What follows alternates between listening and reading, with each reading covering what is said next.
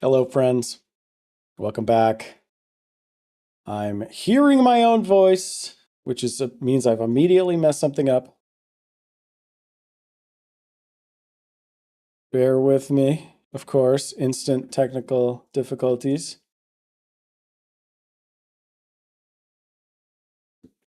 All right, there we go. Pretend it was seamless. Welcome back, friends. Welcome back to Minecraft. It's been a little bit of time. But here we are. Welcome back. I am Will Awake. It is so nice to see you. So nice to see you. I, for one, am very excited about all the things that we're going to do today. You know, nothing too crazy, but we're going to be working on some projects. I want to show some things off. We're back in the single player world, Bedrock Edition, survival. Here we are looking at the castle. And you may have seen that this video is called Spaceship Saturday. We are going to be doing some spaceship stuff today, which will be pretty fun, I think.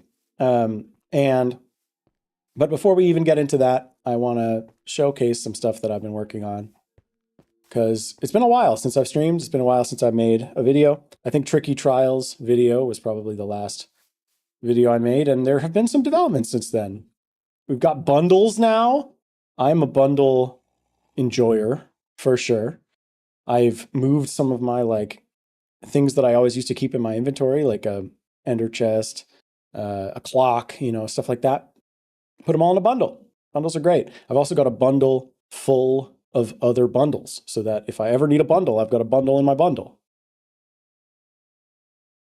Carved pumpkin, of course, because we're going to be going to the end. We're going to be going to the end, and we want to avoid the Enderman. But before that, oh, there's SpongeBob. The the most immersion-breaking build in this entire world is the giant SpongeBob looming over the creepy, spooky, haunted village. So we'll have to do something about that someday. But here we go. We are in the spaceship. No, we're not. We're not even close to the spaceship. I'm sorry. I guess I have owned 3D in the chat now, which is like an add-on I added. Hey, finally some Minecraft. What's up, Glue? Welcome back. Yes, finally some Minecraft. Finally some Minecraft. We're here. We're doing it. I want to talk about some things that I've done recently, because clearly I haven't been streaming Minecraft very much, but I have been playing, and I've been doing a lot of tedious, grindy stuff, and I want to show some of that off. But first, let's just enjoy the walk into the spaceship. I mean, the spaceship. I got to stop saying. I got spaceship on the mind, clearly. Let's enjoy the walk into the castle. We're going to drop down our magical water entrance here and go in to the base. Head up to the castle. Isn't it a lovely Saturday evening? What better way to spend a Saturday evening than playing Minecraft? I also have been messing with my audio levels and things, so if things sound weird, please do let me know. Aha! Open sesame. And here we have the entrance to our base. I'll go ahead and close the door behind us. Lovely. That's one of my favorite little details of this place.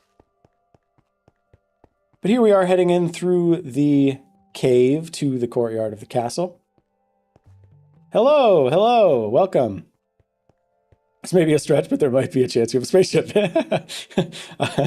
I definitely think sound perfectly normal. Thank you. I'm glad to hear that. I've been trying to make things sound good. But here we are, heading into the castle. We will eventually go to the spaceship. There might be a spaceship. But for now, we're in medieval land. This is my single-player survival world. Technically not single-player, I suppose. There is one other member of this realm, but he does not play very much. So this is all my insanity. All right, so I'm going to just drop off some stuff. I've been using powdered snow in the spaceship, so I want to grab some powdered snow while I'm here. So let's head up to one of the floors of the castle. I think if I get out here, this is my, I don't even know, Archmage quarters, apothecary room. Not much really to do in there, but it looks nice. And I went up too high. I want to go down one floor here. All right. Yes. So this is where I have my powdered snow cauldrons.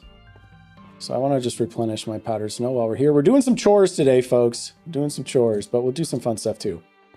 So let me just get some snow. And these will all fill back up next time it snows, because we've got a nice unobstructed view of the sky here. And this is a snowy place. I still can't believe that redstone sword, like how, trust me, it's insane. We can take another look back behind the madness. Head back down my little elevators here. Yeah, this is the main castle sorter and storage system. I'll just toss this in here. All sorts of crazy nonsense. And I've probably showed this off on stream before, but yeah, if you go through the maintenance door here, you can see how ridiculous it is. There's a lot going on. I did this all over literal years, and I would have a lot of trouble explaining what each and every part of it does these days. But yeah, there's a lot going on. We don't have to stay in here because it's nightmarish. It's like one creeper away from a horribly bad day. That is so true. Thankfully, this place is pretty safe. Like, you know, there've been some incidents over the years, obviously, but I've got magma blocks at every entrance. So generally mobs don't like to come in, which is nice. And then I also actually have, in theory, if I'm standing right here, everywhere that could possibly spawn mobs is lit up, except for some space right up here in this wall where I actually have a little, just like a small, very subtle hostile mob farm back here, which I might be able to like break in and look at, but it's probably not worth it. It's just like it's like a tiny little thing, just so that anything that can spawn goes down there, goes into a little blender. I get some items, I get some experience, and in theory, that, you know, keeps some of the creepers away from other places, which is nice. But I want to talk a little bit about what I've been working on.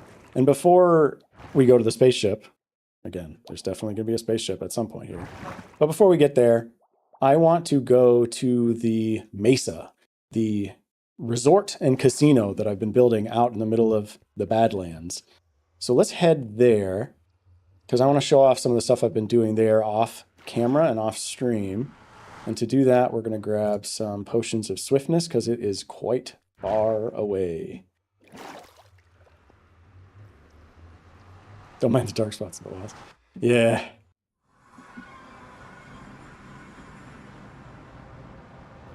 All right, here we are in the Nether Hub. Have Pale Forest been added yet? No, not yet. Super excited for that when it happens.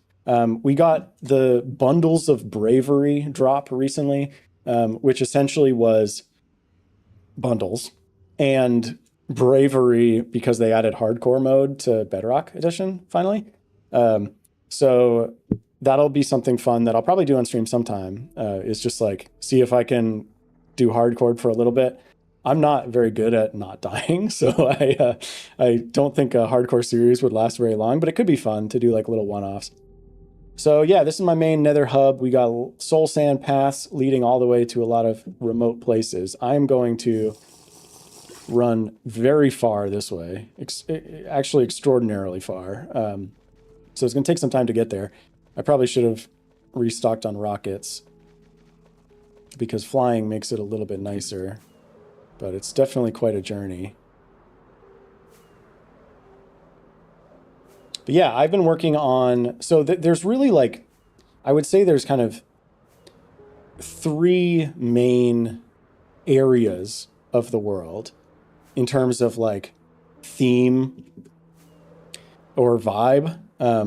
The kind of castle medieval area is the biggest by far, and there's a lot of different things that kind of fall into that category.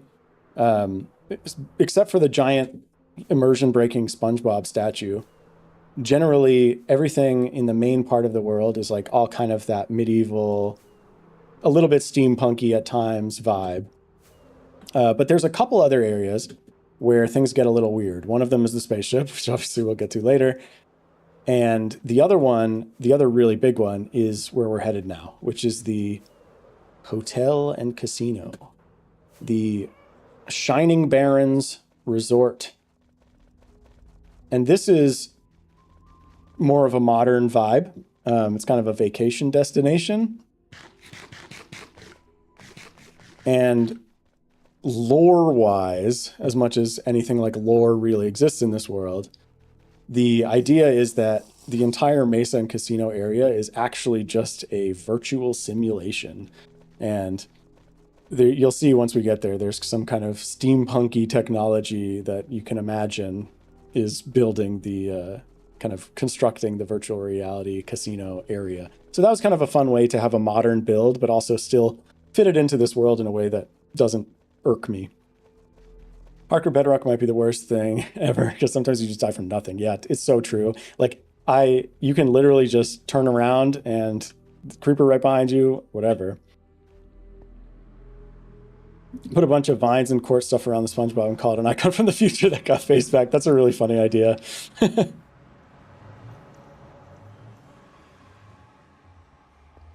All right, so here we are. Oh, nice. And the resort is open. This is kind of a timer system. Let me just make sure I'm not gonna, yeah, okay.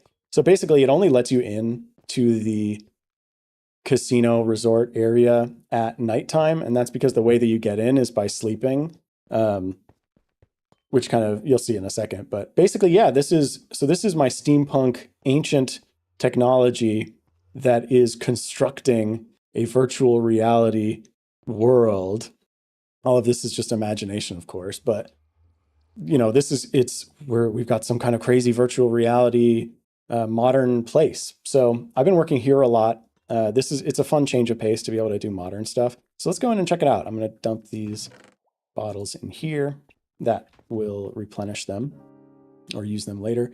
Yeah, normally when you get here, it's dark. This is like a progress bar. It lights up. Once it's finally nighttime, this is fully lit up and this lights up and you can see it. But in we go. There's two VR pods that you can go in. So two people can be in here at once. And I'm going to pop right into this one. You can see it gives me a bed. I then click the bed. And when I wake up in virtual reality, ooh, what is this? I appear to be in a train car of some sort. How interesting. If I leave, I get my shine ticket. Welcome to the Shining Barrens Resort and Casino. Oh, what is this? We're on a train.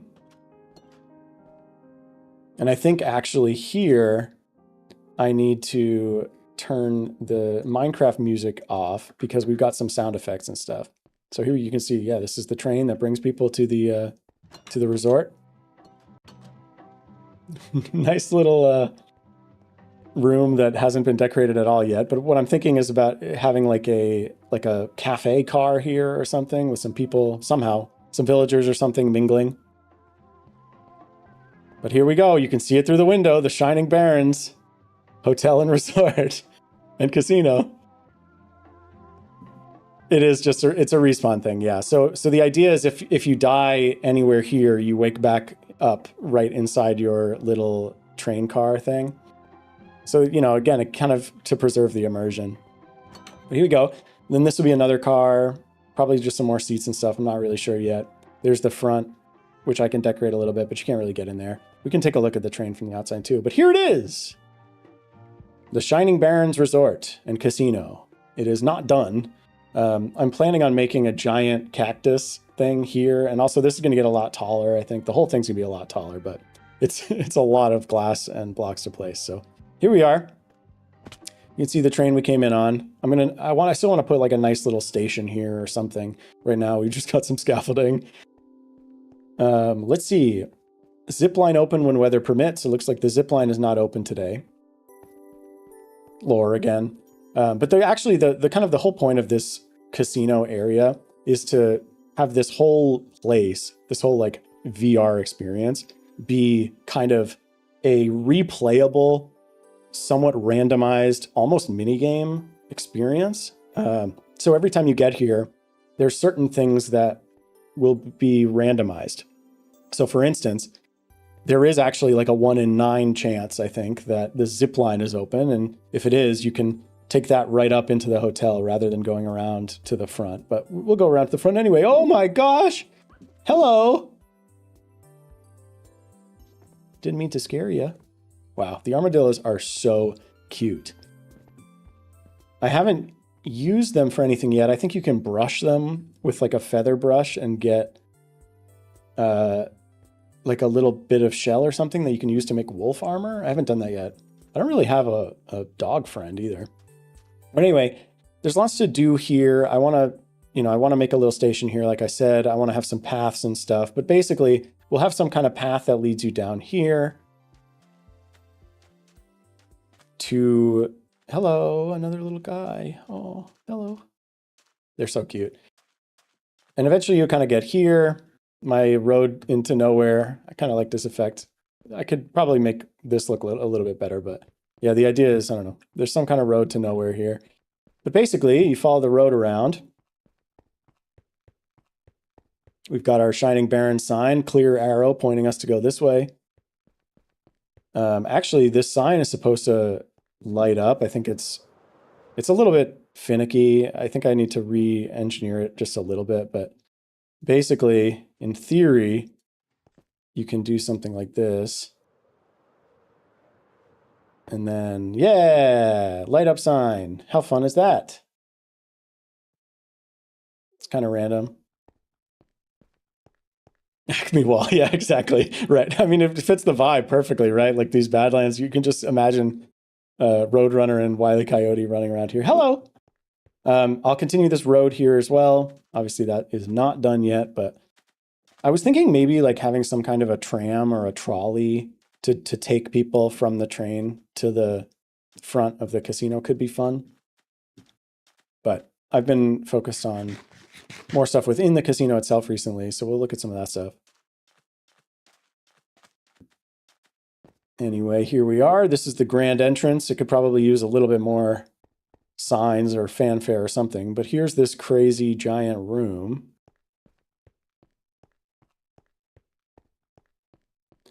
Don't really know what to do in here, honestly, because like the check-in desk is up in the main thing, but the main feature of this is these 2 elevators where you can go stand on this, and we've got a skulk sensor under there that triggers the elevator flying machine. And now we're going up. And as this one goes up, the other one goes down, so there's always an elevator at each spot. How nice. And then we can head into the casino and hotel. So the idea behind this place is that it's like a big, just, you know, egregious, like hotel, resort, casino place in the middle of a beautiful, you know, desert, mesa, badlands kind of biome. But anyway, here we have where this is the front kind of check-in desk. I'm thinking I'll get some villagers, put them back there to be like the check-in people. But basically what you can do is I have this shine ticket, and that's kind of my key to everything in the casino. And what's fun about this is that depending on which pod you go in the virtual reality thing in the train, you actually get like a shine ticket that's a slightly different item technically, even though they look the same. And so these are kind of tied to each individual person. So you can have like access to different things unlocked per person who's in here. So one person could come in by themselves, or 2 people could come in, like just me and my friend who plays the world with me probably. But we could come in and both have like different rooms and stuff. So basically, wonderful. Now make the rest of Las Vegas. I mean, that's kind of the plan, right? Like start with the hotel, but there's going to be like, I want to do more shops and businesses and, you know, I don't know, amusement attractions and stuff all around here. But this is already such a massive undertaking. So anyway, when I come in, I put my ticket in here. You can see we got instructions. Put the ticket here to check in. There it goes. Gives me my ticket back. And then because I'm just a solo person, we don't have to get another ticket in. It's just me. And I push the button and I should now get a room key. Hey, and there we go. I'm in room 105 this time. So that's random. If two people come in and check in together, they'll get adjoining rooms, which is kind of cool because there's like doors that adjoin the rooms, and I'll show you that. I want to make a lot more rooms, bigger rooms, suites and stuff. So like the idea is you can have just individual person who gets a random room, or you could have two people come in together and they could get like a bigger room or two adjoining rooms. When it's time to check out, I would just come here and return my key. But basically, this is the resort. I'll just kind of clear out my inventory a little bit. But these are the different ways of interacting with stuff at the casino. So Shine Ticket always goes in a hole in the floor like this. And it makes that sound usually. Room Key goes in a thing like this. And that will let you into your hotel room. This is just kind of a demonstration wall. I want to tidy this up a little bit probably. Torches near carpet. Yeah, it's true. I have like lots of nice sea lanterns under here in the areas where I do have carpet, but as you could tell, this is a little bit underdeveloped still. But then the casino games themselves, we have Shine Chips for low limit games and Shine Clumps for high limit games. You can see here's a sample chip. They go in things that look like that. And then the sample clump goes in things that look like this. We've got little musical tones to differentiate them as well. These decorated pots are so fun. They're awesome because they're an item container, but they're a container that work by just right-clicking on it, which is a really fun way of interacting with something. And they only accept, like, they only take one specific type of item to fill them up. So you can create like item filters that actually only take like the specific item. So in this case, for instance, if I tried to put a torch in here, it won't let me. It just kind of shakes its head at me. But then when I put this in, it works. So it's really nice for like interactive games and stuff, because it's like you can just throw chips in there. So anyway, we'll swing by the casino a little bit later, but first we'll go up and get into our hotel room. Obviously the lobby needs a lot of work. This is going to be like a restaurant up here. There's plenty of room for decoration and stuff, and I don't know, water feature, who even knows. But the idea is you'll be able to see kind of a bunch of floors of hotel rooms going all the way up, and then probably some kind of glass ceiling or something up there. There's a lot more to do. I've placed so much concrete. But here we are at the elevators, again, unfinished. There's going to be another set of these elevators here as well. But if we peek around the corner, you can see this is actually a working elevator system. And it's pretty fun because just like a real elevator, you can like call them. So you push this button and then it's going to call an elevator. And we should be able to see an elevator coming down. And yeah, this one's coming down. And once it arrives, just like a real elevator in the real world, the doors will open. I'm just now realizing I haven't seen this world in like a year. I know it's true. I have not been streaming or making videos of this world much. I've just been grinding away while watching videos and shows and stuff, but I'm excited to bring it back into it, and I'm glad you're here. So now we can go up and you can see the doors close. Elevator goes up. I'm very proud of these elevators.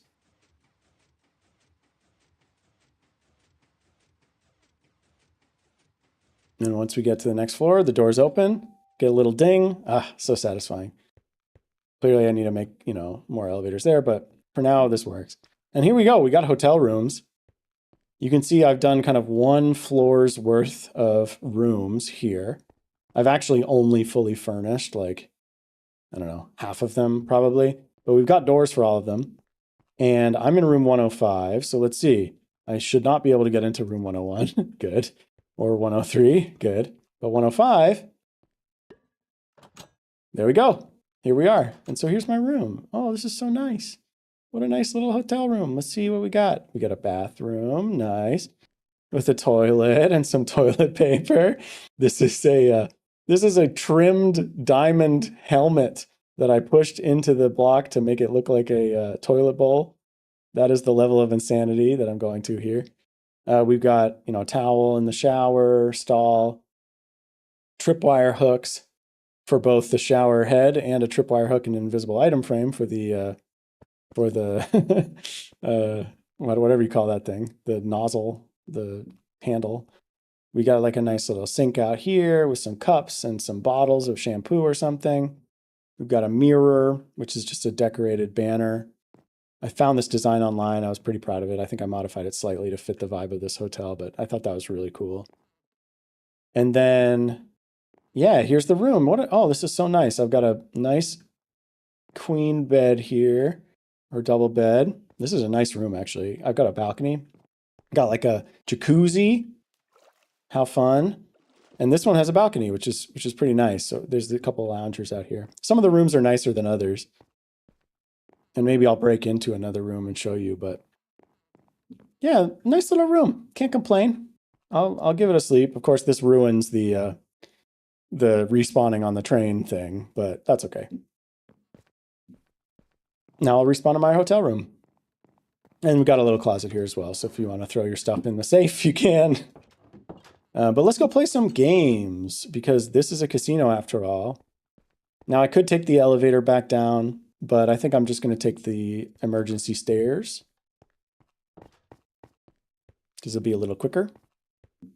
Minecrafters used to be killing people for diamond gear and now they're making toilets out of them. That's so true. All right, here we are back down here. This is the high limit games area. We'll get in there eventually. But if we head over here, this is the main casino floor. And what I need to do actually really quickly before I dive into showing you this stuff is turn on the sound effects because it's all off right now. So you get a peek behind the curtain. Here's more redstone chaos. This time I actually did colored wool to try and keep things organized. But we've got some redstone games here. What I need to do is just turn on the fun noises. 1 out of 2. The other fun noises thing is here. I keep these off when I'm building because they can get kind of annoying. And then this is the rotating music. So let's turn that on as well. And then head back up to the main casino floor. And we should start to hear those music and sound effects coming pretty soon. There we go. We can hear it. Just note block sounds happening randomly. Eventually we'll get some music. It's like clicking the Temple of Notch all over again. Yeah, so here we go. Oh, nice. We got Pig Step playing. It's one of the best tracks. So here's the main casino floor. What you can do to start is throw your ticket into the thing here to play the roulette wheel, or the wheel of fortune, whatever you want to call it. And here we go. Where will it land? So if I land on a black, I'll get, I think, 5 chips. If I land on red, I'll get 10. And if I'm lucky enough to land on blue, hello. If I'm lucky enough to land on blue, I think I'll get 50. And you can do this once per Minecraft day with your ticket. So this is like the way that you get your first chips that you can use to play games. And I'm so lucky. I just got 50 chips. Let's go. And here they come. Wow.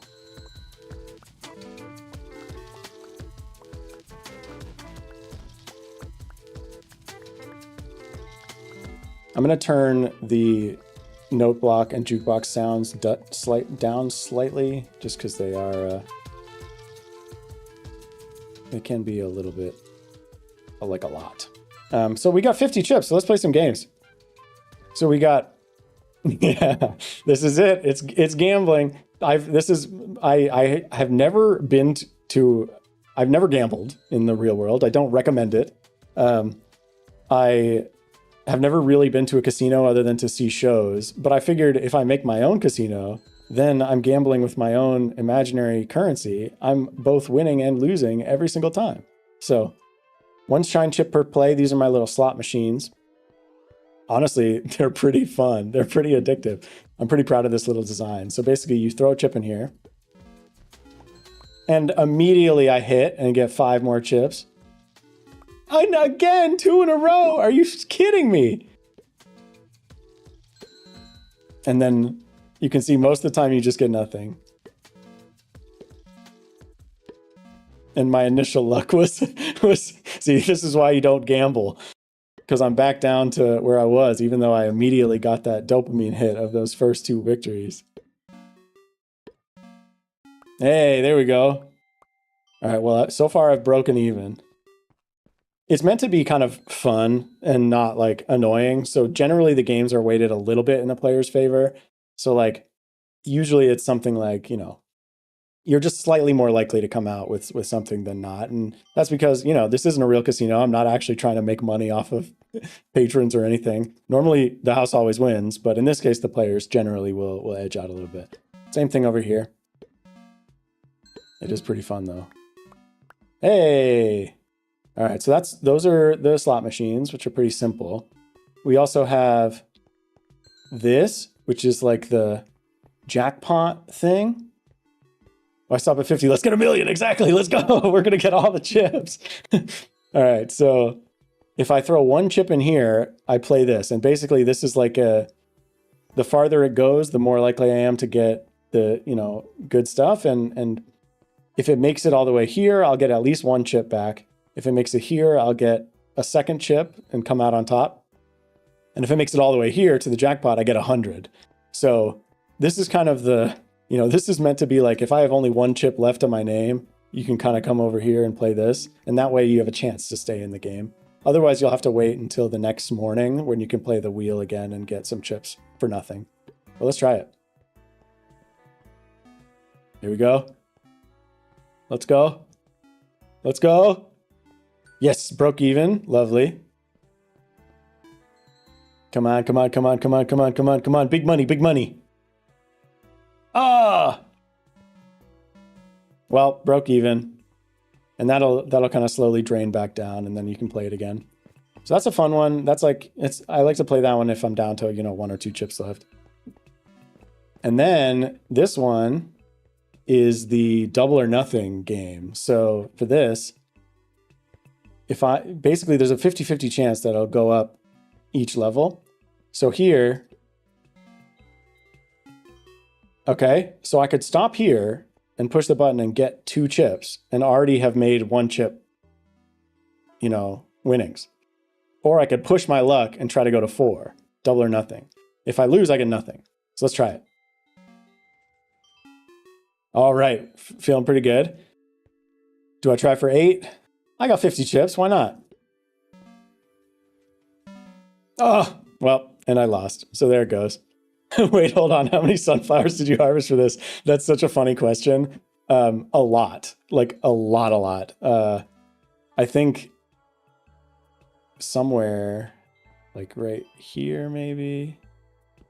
Yeah, here's like some of the chips that have been played in just this game. But honestly, getting the sunflowers themselves is not that bad. You can just bone meal spam them and get 1 million.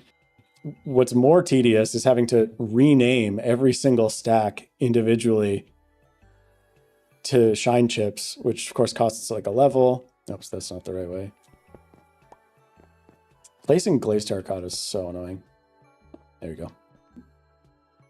All right, so yeah, this is the double or nothing game. It's really satisfying when you can get really high, but perfectly devastating when you can't get anywhere.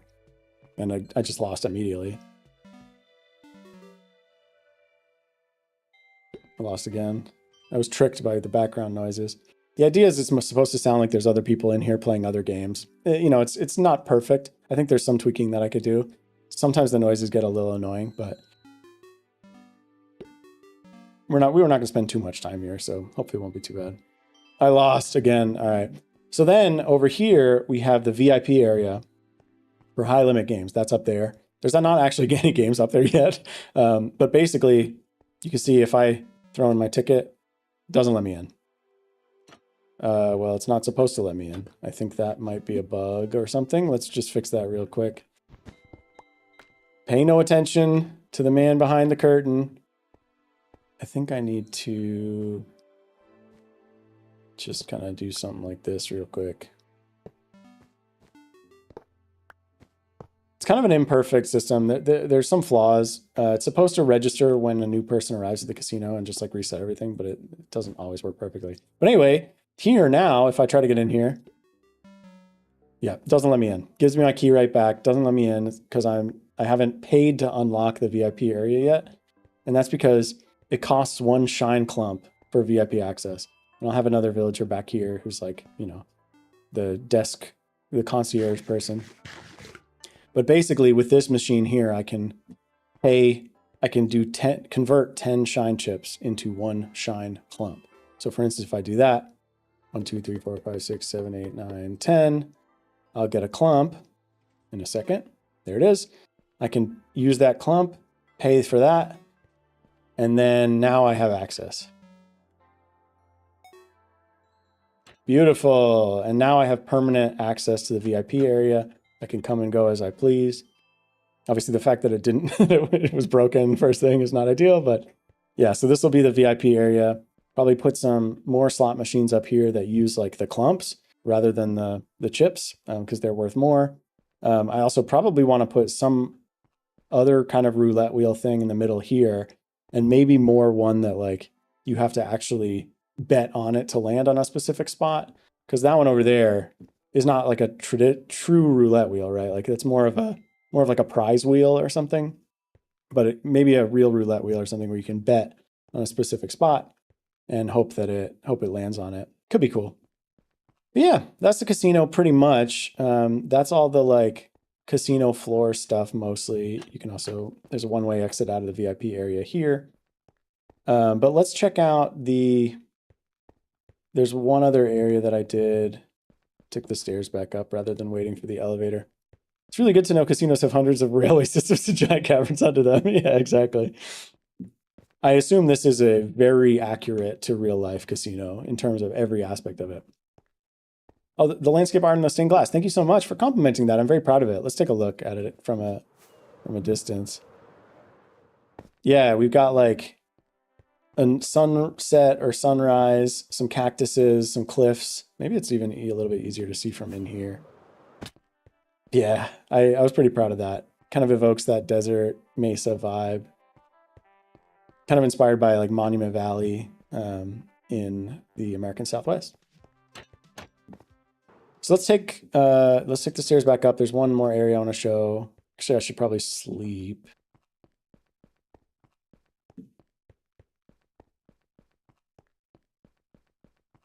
Here we go.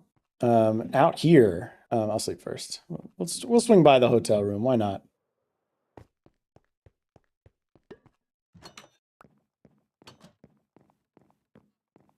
Time to wake up and gamble some more. But yeah, this is also an example of adjoining rooms. So for instance, if I push this here, if the other person pushed theirs as well, then this door would open and we'd both be able to walk through. So when two people show up, both with, and check in together, they'll be guaranteed to put in rooms that have an adjoining door like this for now. Eventually, I want to make like probably 2 or even 3 more levels of hotel rooms and have like, some bigger rooms the next level up probably, and then like suites, and then probably a penthouse somewhere that would just be huge and ridiculous. But out here, we have the pool area.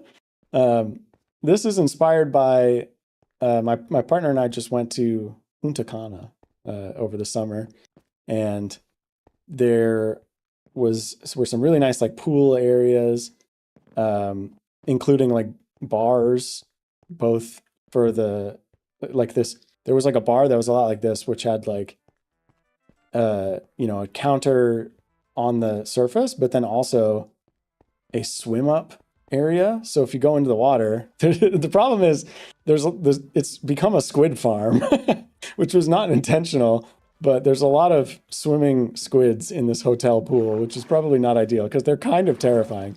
But yeah, this is like the swim up bar too. So you can like sit at these little stools and like order your tropical beverage or whatever. Obviously still work to be done here. This is pretty rough. This will be a bathroom probably. Or maybe 2 bathrooms if I can squeeze it in, but probably just like a single use bathroom, And that'll take up that space there. And then this will be, you know, the bartender area. Probably try to get some villagers in here to serve drinks in some way, however, maybe flower pots, I don't know. But yeah, a nice little pool area. It's kind of an infinity pool thing. You can swim right over the edge. And if I'm not careful, I could probably swim right off. There's that zip line. Squids in pools, that's a hazard. Yeah, it is a hazard. Imagine getting tacked by a giant squid while you're just trying to swim at the beach. Yeah, so this is like the last like nice resort thing. Just for fun, I'll show my little storage area that I have here. You can kind of think of this as like the, you know, maintenance zone. But we got this nice little walkway here. There's one up there as well. Got more plans to keep taking this tower up and up even further.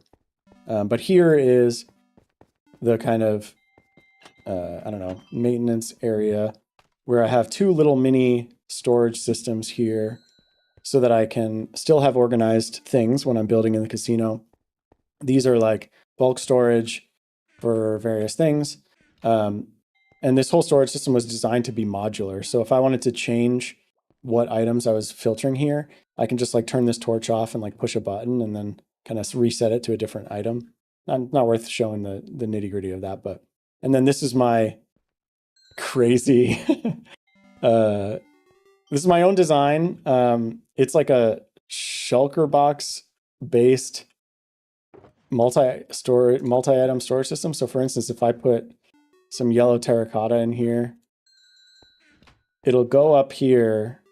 It won't go into any of these because there's no slot for yellow terracotta, but it'll eventually hit this portion. And then basically what starts to happen is we have hoppers being pushed along, and you'll see it happen in a second, I think.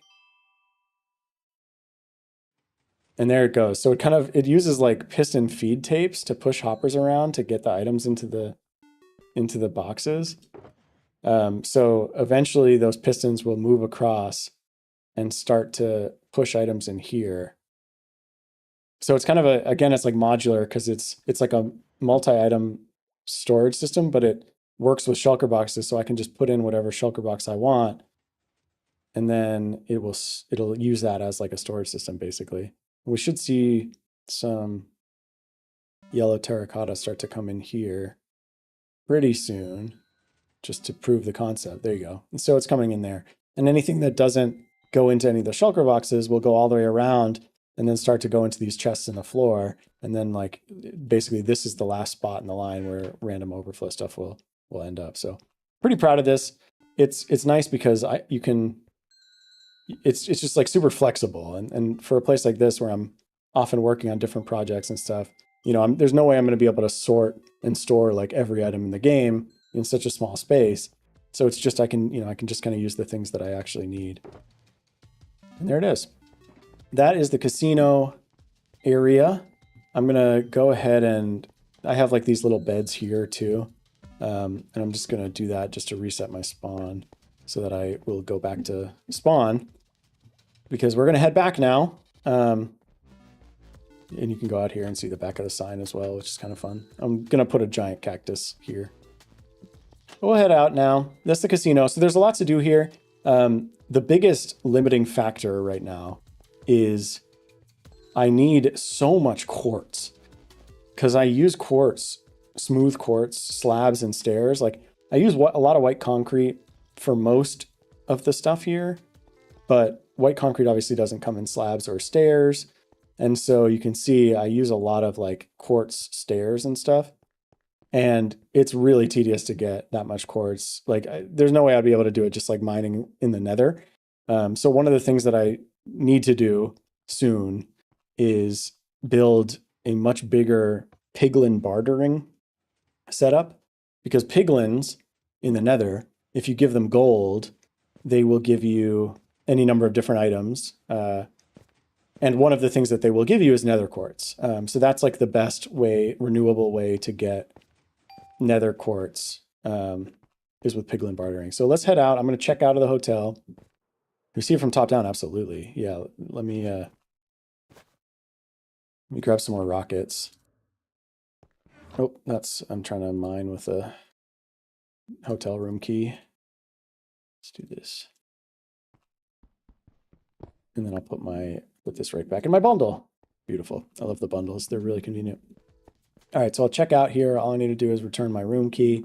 That'll put that back in the system so somebody else can get that room. And let's go up here. I actually have, this is my like emergency stop thing for the elevator. Right now you can kind of technically ride the elevator all the way up to the top of the world. So let's see if I can use my flying skills to land on one of these. Perfectly done. There it is from above. Looks a little weird maybe, but pretty cool. And there's obviously a lot more floors that'll go on. Can finally draw my plans to rob it. True. Casino heist. And there it is.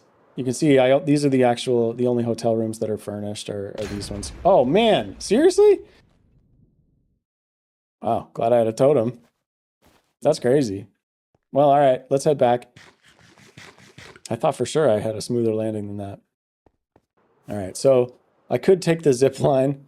The problem is this zip line kind of worked great before they changed some of the sneaking logic, I guess, or like the crawling.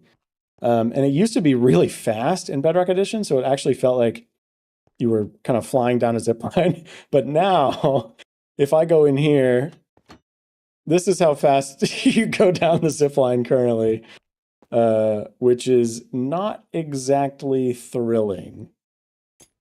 So I don't really know what to do about this. Theoretically, Swift Sneak Pants would make this better, but I have to go to an ancient city for those, and that sounds scary. So I'll do that another time, but this is not exactly the thrill ride that it was designed to be. In fact, I'm not going to take this all the way down because a rocket is so much faster. So yeah, that's the Shining Barrens Resort and Casino as it exists so far. Lots still to be done, of course, but it's like everything. It's, it's work in progress, incremental, and this is going to be a project I'm working on for years and years. So we can head back out of here. Now, the way to get back home is interesting. Walking down is faster, literally. So we can head back out, and the way that we return is a little bit fun. So we can't get back into these rooms, but if we walk actually to the far end of the car, there's this ominous, mysterious door here. And so if I'll just throw my chips and random junk in here. Doesn't really matter. But then I'll also throw my shine ticket in here. I should have put that in first, probably. But once I put my ticket in here, you can see we've got a door that opens. And before I go in there, I'm going to, for no reason at all, take off all of my stuff, toss it in here, grab a pickaxe, and put this shulker box back in my ender chest. Got nothing else on. Perfect. Here we go. Into the final car of the train.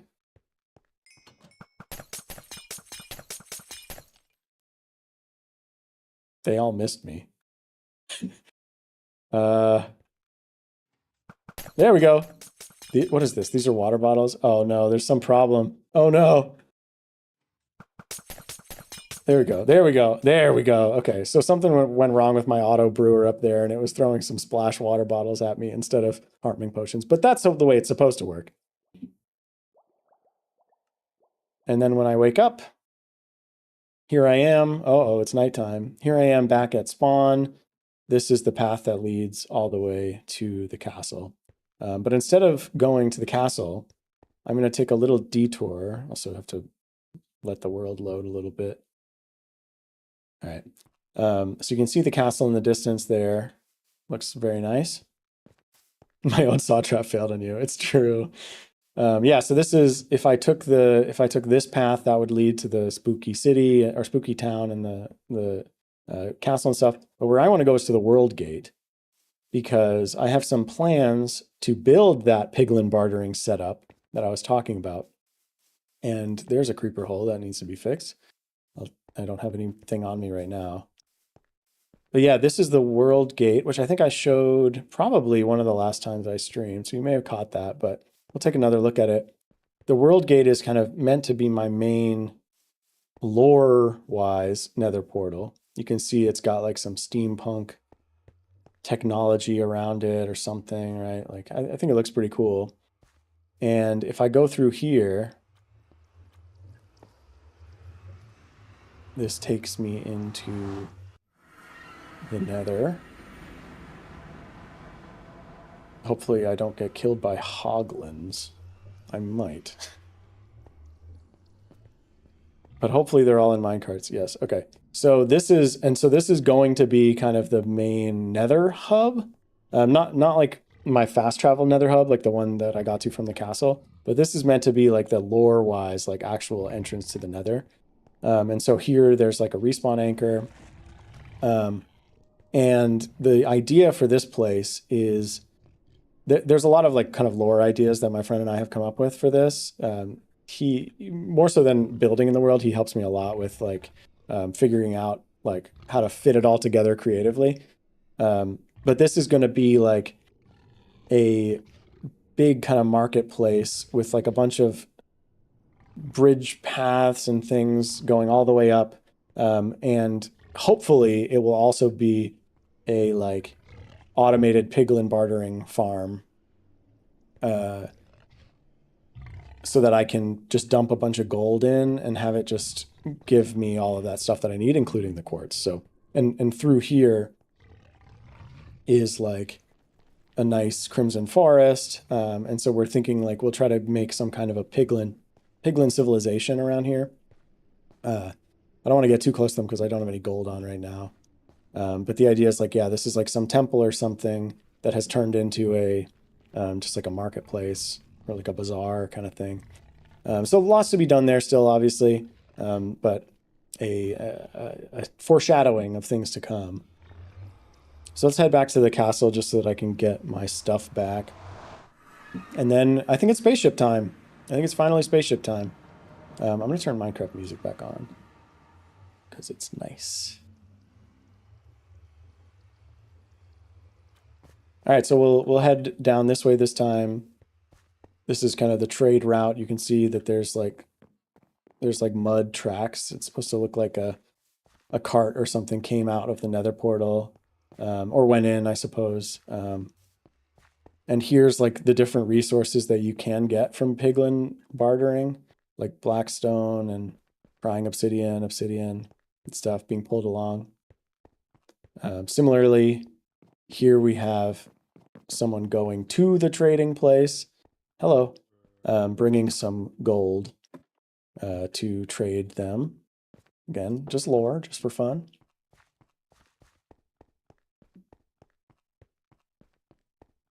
And this path is not fully done, but this is meant to lead around to the kind of more industrial part of the base, which is behind the castle. We have, I gotta be careful. I don't have any items or armor or weapons or anything. So we're just gonna rush right past this stuff and head in. But yeah, this is my like actual industrial area with gold and iron farms. That's gold, that's iron. This is like a tree farm thing. That thing is unused. I've got like a water tower, and this is like a mud and clay making setup. This is the roller coaster, which is always fun. It's gonna run. All right, let's get back inside where it's safe.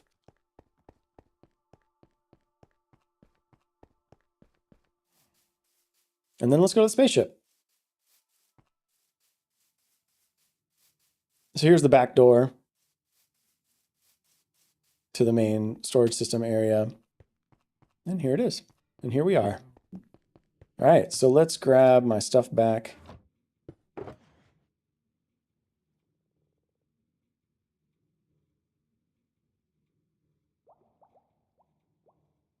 I like have been messing around with my inventory recently, and I'm not like entirely sure how I want to organize it all. because with the bundles, there's some new opportunities.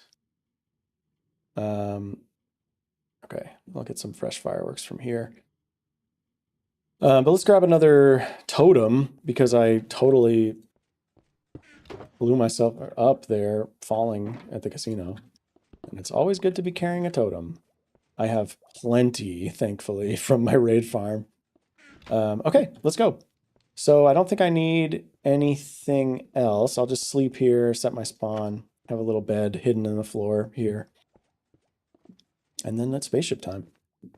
Because I have been doing some crazy stuff at the spaceship. Oh, I meant to get more rockets. Back down we go. I'll just grab some rockets real quick from here. My little quick restock chest, which pulls things from these few slots here, which is nice. It's just convenient to be able to grab stuff quickly.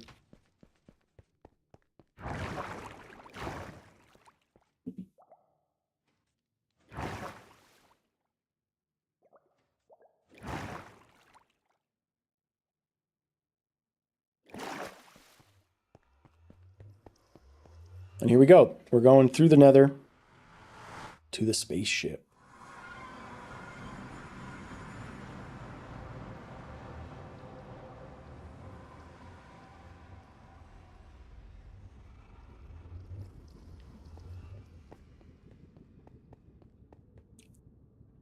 And BRB just 1 second real quick.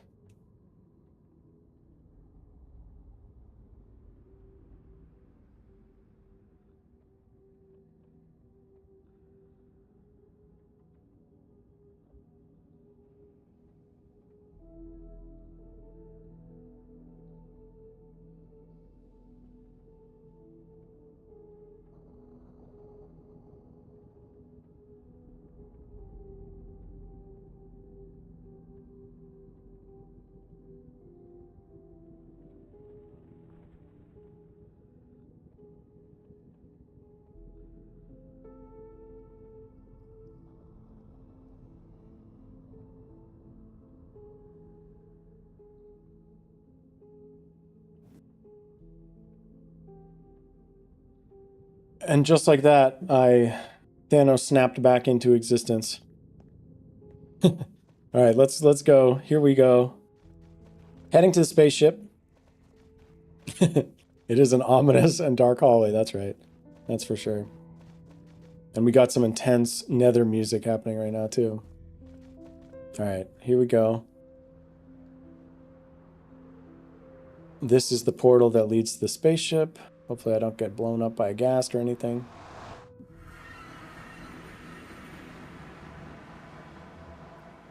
Lovely. And here we are in a stronghold and right in front of an end portal because that's where the spaceship is. It's in the end. And so for this, I'm going to put on a carved pumpkin that will protect me from the Enderman. I have a resource pack that removes the pumpkin overlay. Normally that would, it would be just seeing through eye holes and stuff. Because I'm building a giant thing in the end, I got a resource pack to remove that so that I can safely just wear the pumpkin head. And I don't consider that cheating. So here we go.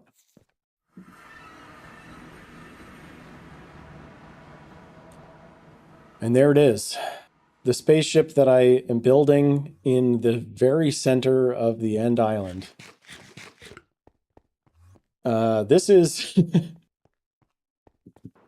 quite something. Here we go. You can see I killed the dragon 20 times to open up all of these end gateways here because now that I'm building this here, I am never going to fight or respawn the dragon again. In fact, if anyone ever does respawn the dragon here, it will just destroy everything that I've built. So that was a trade-off that I decided to make in order to build a really cool base in the middle of the center end island. So here it is. This is my storage system to end all storage systems. This is like, believe it or not, I actually was running out of room for things in the castle storage system. And so I decided that I wanted to build a massive storage system, bigger than anything I would ever need. And here it is. Killed it 20 times? Yes. Yeah, 20 times. Each time you respawn and kill it, it opens another one of those end gateways. There's a maximum of 20 of them. The other thing, the only resource that you can only get from the Ender Dragon is Dragon's Breath.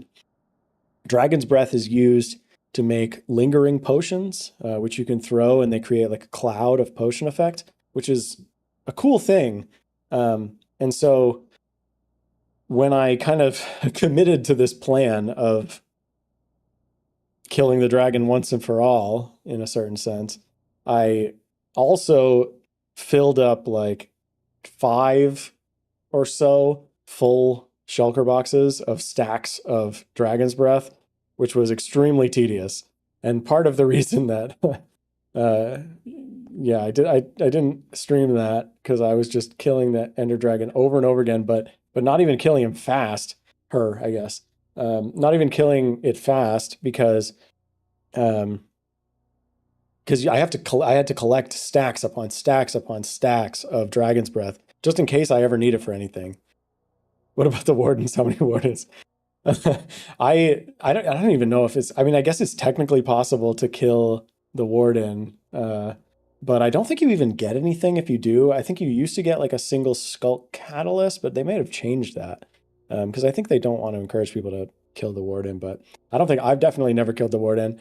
I've only been to like one ancient city and it was terrifying, genuinely. Fun, cool, and like I think it's a really fun addition to the game, but definitely terrifying. But yeah, this is the spaceship. It's a pretty bonkers storage system.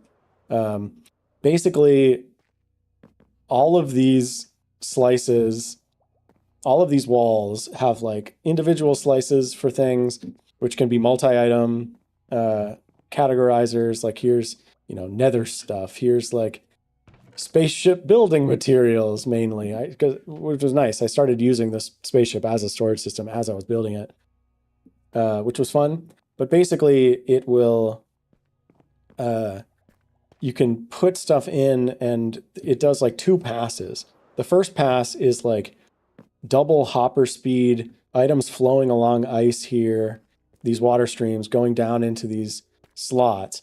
And for these, you can only have 1 filter item for each. So like, this is just all gunpowders going in here. But then underneath, there's another layer, which is item categorizers. So for instance, like here, that's a bad example. Here we have like these 5 different redstone component items going in, or that like that first chest with all the spaceship stuff, right? Like here's all the different spaceship building materials. And so those would all go in here. So whenever you put items in, it basically does 1 fast pass all the way around, sending all the items here, and then it drops down into the categorizer level and will go in at a slower rate, but it allows multiple item storage, multiple item sorting. So yeah, this is insane. My friend would always make me go in ancient cities alone. It was so bad. That's funny. I feel like that's a good prank. Like you just like drop your friend into an ancient city or something and don't tell them anything about it. I've been playing some on and off with my partner as well, and we like kind of stumbled upon an ancient city accidentally one time, and it was a very funny and very terrifying experience for her. But yeah, so this is the other main feature of this storage system is these 4 per wall, like 16 total. I've been calling them laser beams. I don't really know what they kind of look like laser beam things, but basically these are shulker boxes. So this is like my redstone shulker box. And so basically what this contraption up here is 5 different categorizer slices that put different redstone component items in all to this same shulker box in the middle here. So all of these items are being automatically sorted and filtered into this redstone shulker box. So whenever I need to like do redstone and stuff, I have one in my ender chest too. So I can, like I have the same box, right? So I can use stuff, whatever. Like let's say I use some repeaters. I can just come here with my, partially empty box, break this one out of the ceiling, pop in that one, and it'll fill back up with that item. And now I've got a full box ready to go. And then I'm like, yeah, I'm just good to go. And the other thing that I can demonstrate is putting stuff into the categorizer here. You'll see, let me hop up here. You'll see a minecart go along. That's carrying those 32 torches that I had. It goes all the way across to figure out what category it needs to put it in, and then goes back over here, starts to unload the items, and you can see the items going, and they'll stop right here as they go into that slice. And so you can see there also a light just went off here. That was because I guess I was low on stock of redstone repeaters. And now that they're being refilled, that stock is back to full. So we're all good. How do you have a drive-through storage system, right? Like literally, it's the best. And that's the goal is I want to I still have to figure out what items to put in everything. I'm only using this one wall right now out of 4. And I need to figure out what all of these different 16 shulker boxes are going to be. And then the idea is I will just have in my ender chest all 16 of these shulker boxes so that I pretty much have any item I could ever need with me at all times. And I can always just swing by the spaceship and do a drive-through, like you said, a drive-through refill pit stop. So this is the spaceship and the storage system kind of at the first level. Insane. And it's been a very fun project. These are like shulker box unloaders here, so I can just dump a full shulker box in here and it'll unload it all into the storage system, or I can drop stuff in various other places. But the thing that I've been working on most recently is the basement to this. So if I actually pop down through my powdered snow here, this is why I've been using powdered snow. I dug out a very big hole, and this took a long time and a lot of digging. But I dug out a huge area under here. Can Enderman steal anything there? That's a great question. No, the Enderman only steal specific. There's a very specific list of items that they steal. Things like, dirt, grass, sand, gravel. Nothing that I'm using as a building material in the spaceship area at all, thankfully. So they generally don't really mess with anything. The worst thing is every once in a while I'll accidentally hit one and then it will attack me. But because I'm wearing the pumpkin head, they don't really mind me. They're just kind of hanging out, and it's like kind of adds to the ambiance, honestly. But yeah, this is the crazy new thing I've been building underneath, which is my auto crafting factory machine. And I have 1/4 of this built, basically. This is totally nuts. But basically,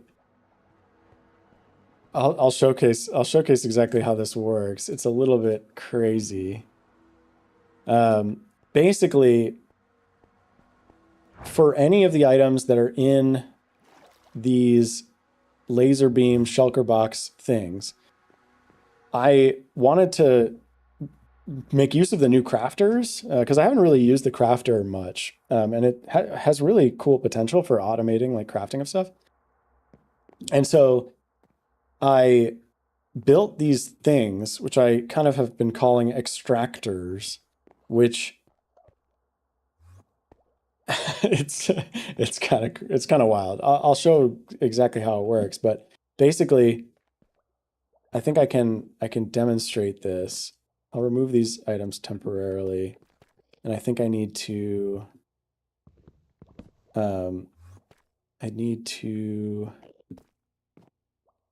Oh, the other thing is I have a beacon in the middle here with giving me jump boost, which is fun because it makes me feel like I'm in space or like on the moon or something. So it's kind of perfect. It also helps me get in and out of these crazy redstone contraptions more easily. So let me turn off. I want to unpower this just temporarily so that I can test this, because in theory, this lever will extend. Yes, it pushes a hopper up to start pulling things out of this shulker box up there. And then when that's done, it goes back down, or it should go back down. So this is the issue that I've been dealing with. I have some kind of a bug in this one, so it's not quite working as expected. I just built this one like yesterday. This one works, I think. Here I just have sticks in there. Let me remove this filter item temporarily again, and I'll just do the same thing here. I just want to run like a little test. So if I do that, and then I do this, we should see it go all the way up, start pulling out sticks, and then it should be able to go back down as well. Yeah, so this one goes all the way down. So there must be some little issue with that one, which I'm going to have to figure out. But basically, after the items go in there, they go down to here. And then there's like this minecart system that will kind of grab stuff. So I'm probably not doing a great job of explaining this because it is kind of complicated. But basically, I have this system down below. Oh, powder snow. And let me put these items back in.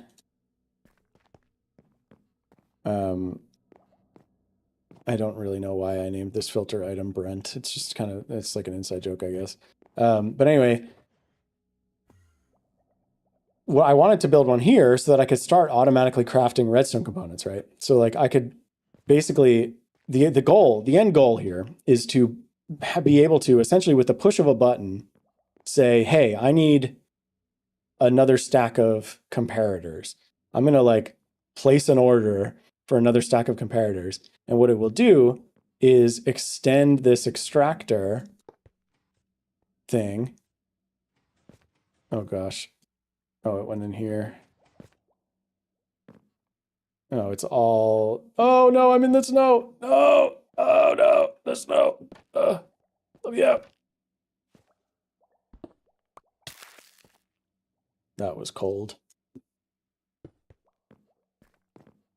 So yeah, I mean, this one's not working right. I have to fix it, which is going to be, that's kind of a challenge. It's going to be kind of the challenge for today potentially, but, and did anything end up in here? No. Okay. So the idea is if I wanted a stack of comparators, it will put an arm up here, pull out just torches, redstone, and stone in exactly the right quantities. So like 3 stacks of stone, 2 stacks of torches, and 1 stack of redstone dust, and then auto craft it. And I can show how that works, kind of, because this one's working. So let me show how it works. Basically, down here, I have this long, so this is these are the individual extractor things, which can basically go and grab a specific item that I want out of one of those shulker boxes. And the way that it works is a minecart goes all the way around and finds the right slot for the item that it's looking for. So for instance, if I fly here, that didn't work well. If I fly over here, if I miss again, oh man, I'm not doing good flying. Oh no! There we go. I need to eat something. Kind of tired. Yeah, no worries. Thanks for joining. Appreciate you, you know, checking in.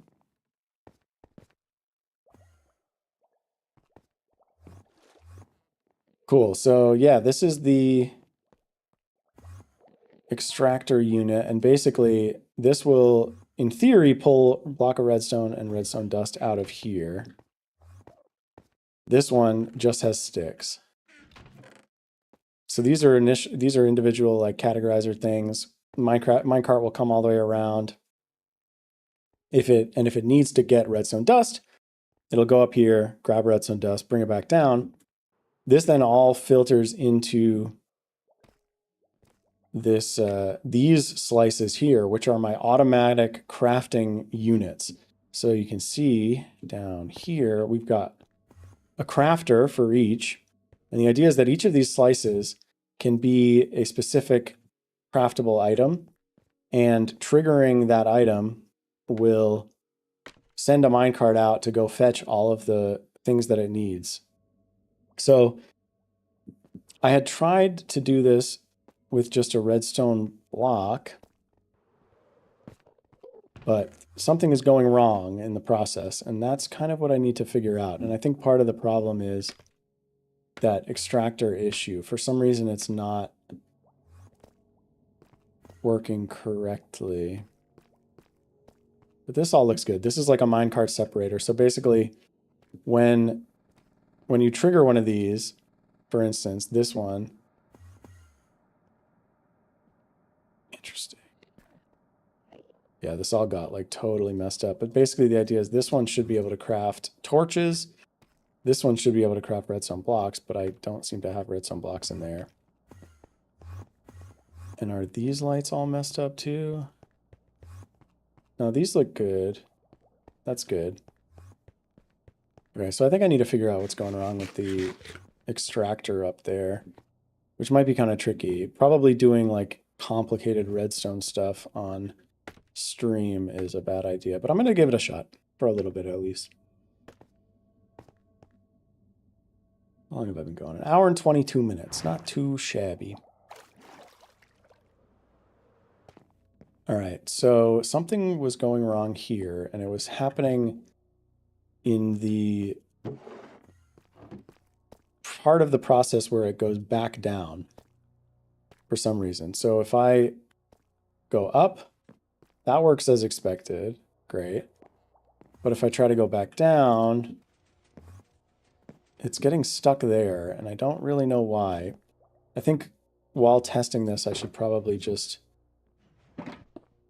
pull that out of there so that I don't actually empty it out and keep fetching items. But I need to figure out why this...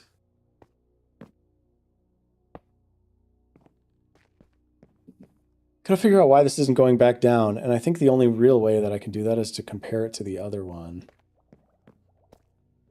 Because this one works fine. So let's see. We've got Peter there on 4 ticks. So we've got that going into a stair. Oh, I mean, it literally might just be that. Wait, that would be... I really hope that it's just that. I would love to not have to debug this for hours. All right, so it goes up. And then does it go back down? Oh my gosh, that was it. Oh, I'm so relieved. Okay, amazing. Cool. So we can actually start to build some crafting units here, which I think will be really cool. And then you'll get to see what I'm actually talking about when I'm talking about this automatic crafting stuff. So let's get this back there. I'm so glad that's all it was. Did I lose a... I lost a black deep slate stair somewhere along the way. Maybe it went in, maybe it fell in here.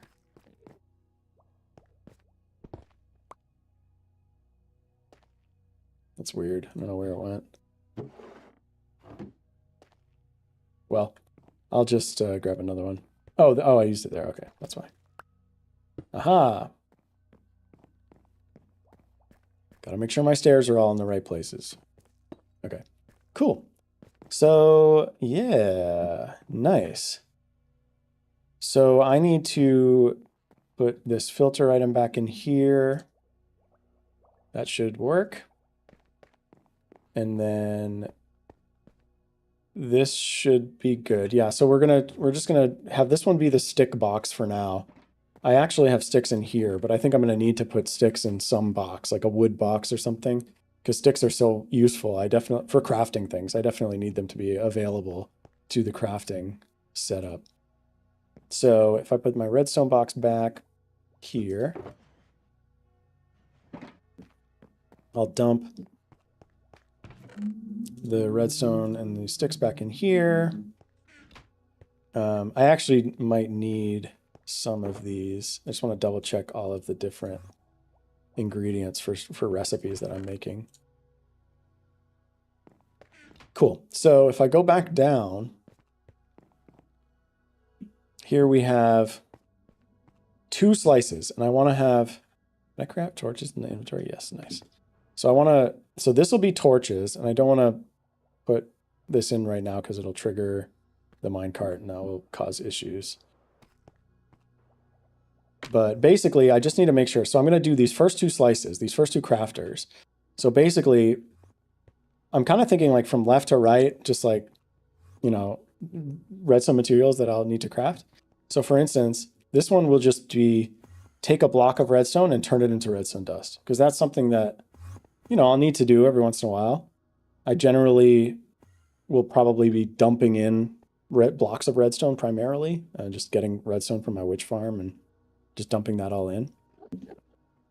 But this one will be take a dust and a stick and make a torch. And so in theory,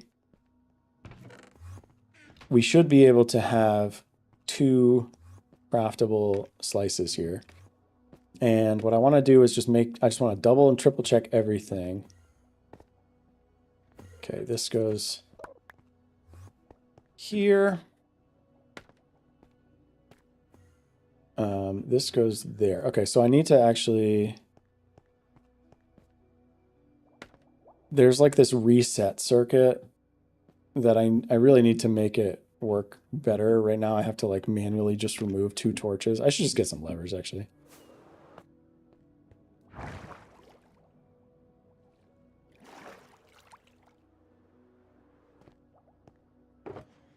All right, grab some levers.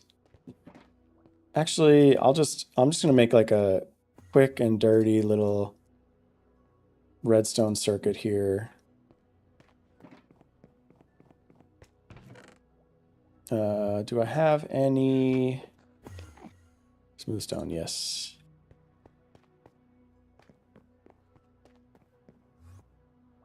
Okay, so I need to make this reset thing work. And the way that this is going to work is I need a redstone line that goes up to that. And I don't think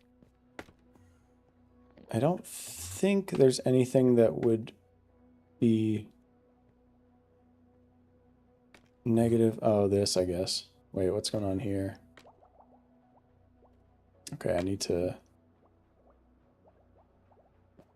Okay, so there's some weird stuff going on.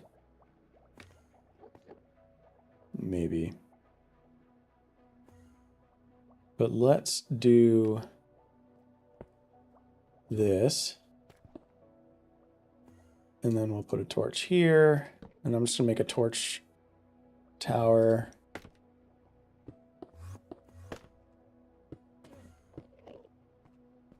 Like so. Basically this, oh man, I broke all my scaffolding. This is gonna be the system that resets it after each use so that I can then craft another item. Okay, so I'll do torches going all the way up, see where that lands me.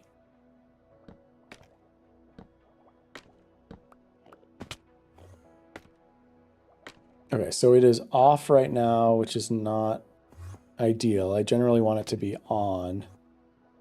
So I think what I'll do instead is get rid of this. And then I'm gonna have a, I guess I'll grab some other materials.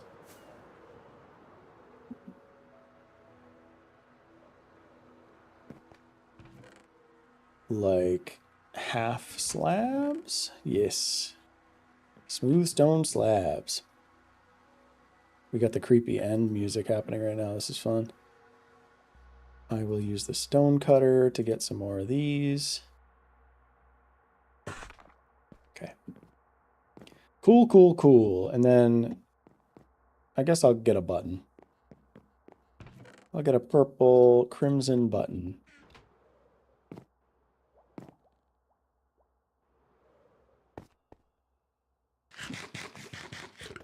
All right, this is looking pretty cool. And then I just want to have a circuit coming around the back here. And this will be my reset button for now. Eventually I'll need to have this be fully automated, but for right now I'll just have it manual. And then I need to do the same thing on this side, and that's kind of the reason that I'm doing this. Because I need to depower it at the same moment from both sides.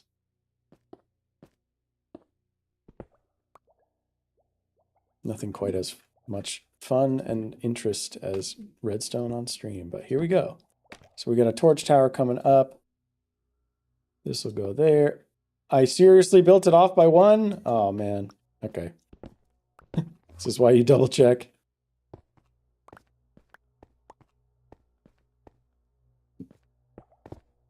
Okay, the jump boost keeps throwing me off. I can forget that I can jump up this high. Nice. Okay, so I'll do this, and then, right, I can jump so high, I'll just go like this.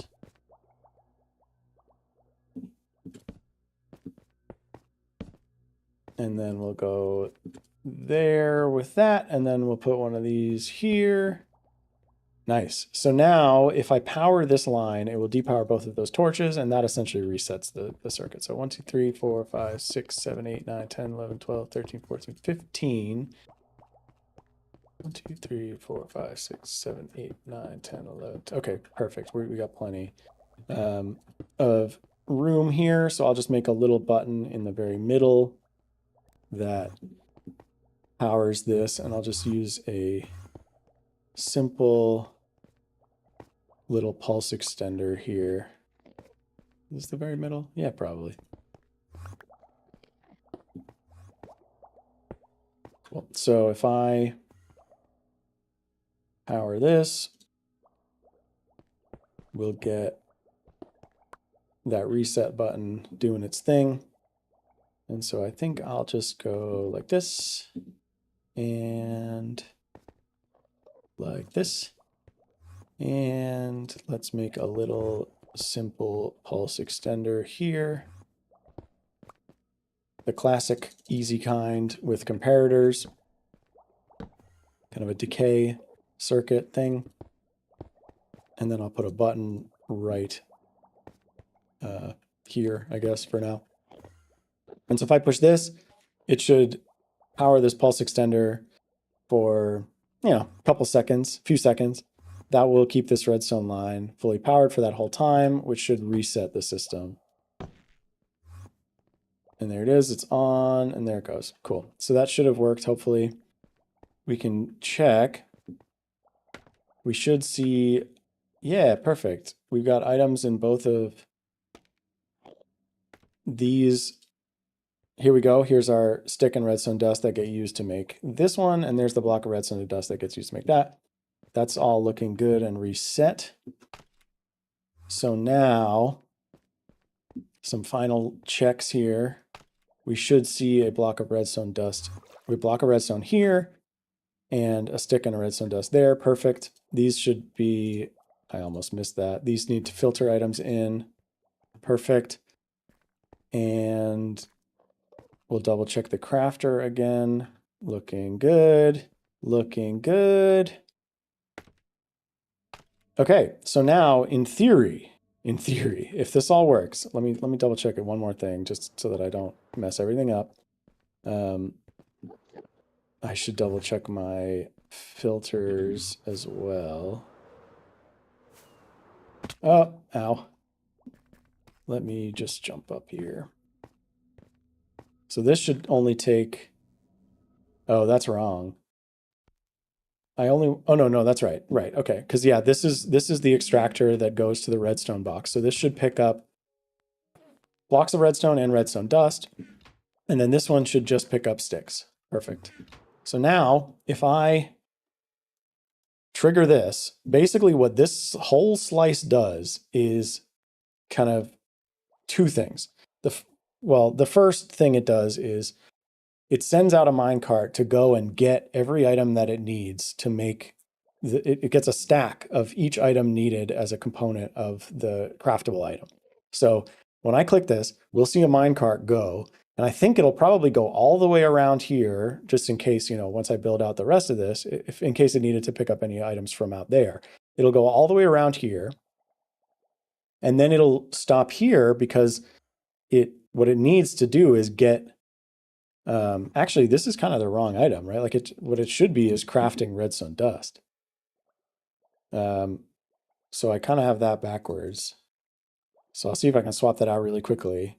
But once I click this, it'll trigger. So I'm not going to do it right away. But once I do that, it'll send this off. It'll go get a stack, technically just 63. It'll get 63 redstone blocks. It'll come back. It'll dump them all into that crafter.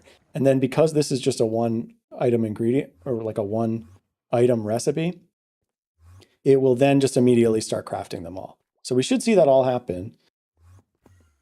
All right, fingers crossed. Do we see a minecart go? Yes, we got a minecart going. Perfect. We got a minecart going all the way around. It's going to go all the way over there. We can stand here and potentially try to verify that it has in it what we expect it to have. Where'd it go? Okay, it's going.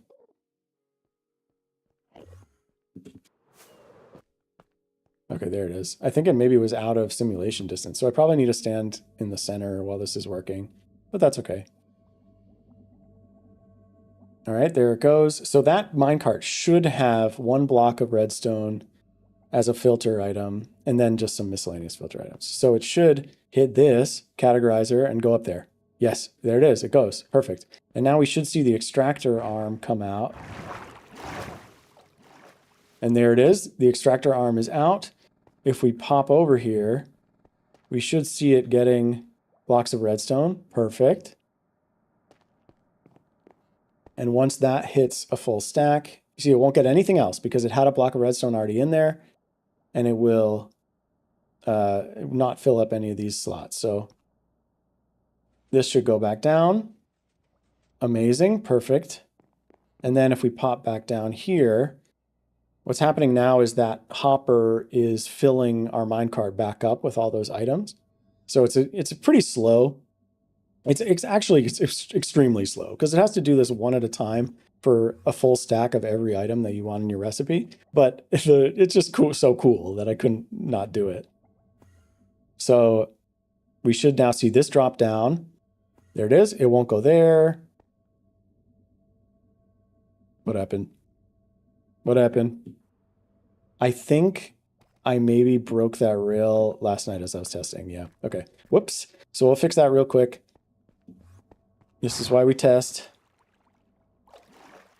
Grab some more powered rails real quick. We're out of something, so we need to replenish something. But if I go down here and fix up these rails, hopefully I can do that. So this should perfect. It has a full stack of redstone blocks and the filter item. I should be able to place these rails. Can I place a rail? Yes, perfect. But now I want to push this from this side. So just imagine that it had been going the whole time. Perfect. All right, let me get here and follow its journey. And now it should come back into that same slice, the first slice. Perfect, there it goes. Drops down and now it starts filling up the crafter. And because there's only one ingredient to this recipe, it immediately starts crafting all of them. And we should see this filling up with redstone dust. There it is. Wow, that is so satisfying. Is this gonna fill up? Oh man. Yeah, this is a problem actually. Because for this recipe, it creates them so fast. Well, it worked perfectly, except for obviously the little minecart hiccup and this problem. What do I do about this? Maybe I guess I can replace this hopper line with chests. That's probably the thing to do. Just put a chest in each of these and then have the hopper line be one level lower.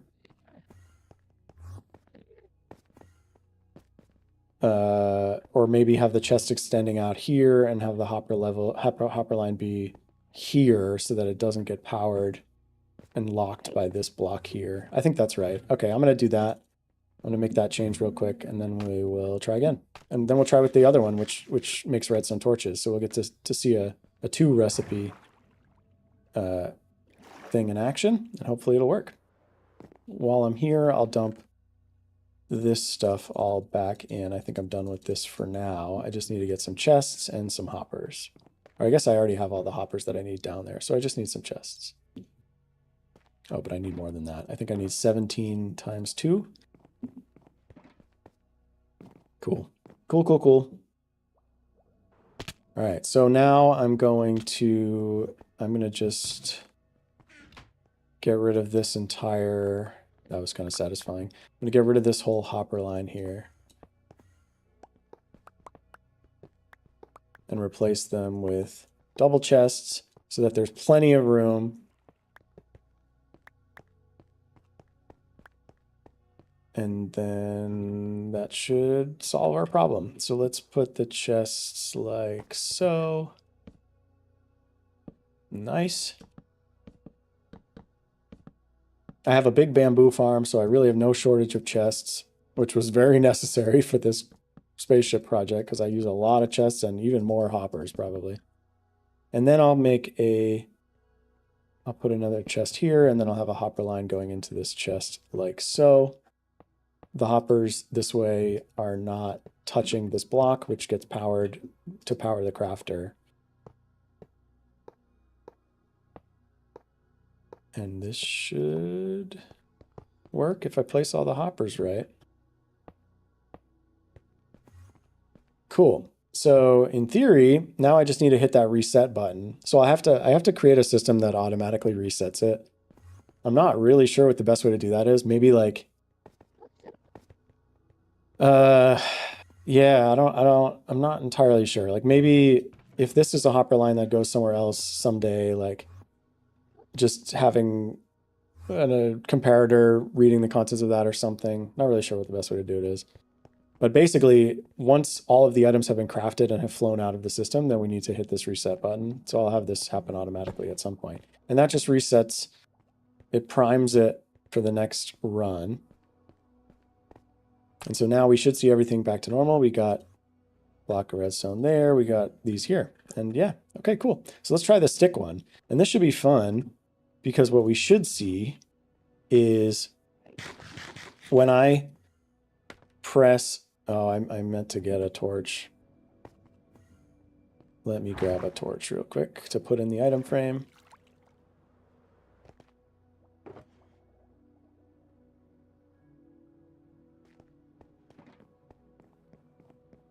All right, so when I activate this observer, it will craft a stack of torches. And the way that it'll do that is it'll send a minecart out to go grab a stack of redstone dust from here, and then a minecart will go and grab a stack of sticks from here. And so it could happen in either order, technically, theoretically. So we're not really sure which is going to happen first. But if I put a torch in here, we should see it happen. All right, do we have a minecart going? Yes, we do. We got a minecart going. Perfect. Perfect. Going all the way around. There it is. You know, could potentially pick up items from any side of this thing. This also makes it slow because this minecart has to go all the way around every single time for each stack of ingredients. But again, I'm doing this because I wanted to, because I think it's cool. It's not the most efficient factory in the world by any means, but it is really satisfying, and I love that I was able to build it underneath the storage system. So there, okay, it's grabbing sticks first. So we should see the stick extractor. I need to make these elevators a little bit easier to use. Perfect. Okay, cool. So we got the extractor up here, pulling a stack of sticks out. Nice. That's really satisfying. We can also see those items that I dumped in there filing back into their proper places. It's all working. It's just chef's kiss. Perfect. So here we go. There it goes back down because it got a full stack. Amazing. We should now see, if I hop back down here. Oh. That's filling up that minecart now. Once that's filled up, the minecart will drop back down. It'll deposit those sticks into the crafter, And then it'll go back to get the redstone dust, and then it'll come back and do that. And then it won't craft anything, in theory, until it's all done. So there it goes. And we should see it come back right here. Perfect. And now we should see it dumping sticks into this crafter, which I made harder to access, which is kind of annoying. But we should see that's not it. Cool. Here we see the sticks coming into this crafter perfectly in the right spot to make torches. And that's because I pre-configured this. So it should drop off 64, and then it'll go back. There it goes. Their minecart's going off again. Cool. So it's going to go around again to pick up the next ingredient. There it is. We can see it going all the way over there. There it goes. It's going to get redstone dust now.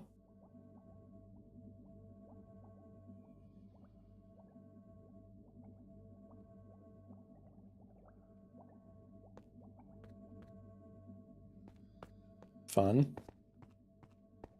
Really fast, clearly. That was a joke. And there it should be going to get redstone dust. We should see the redstone box extractor activated. There it is. Pulling out redstone dust. Perfect. This is so satisfying. This is so cool. So that'll grab a stack of redstone dust. And then when it's done, it'll go back down.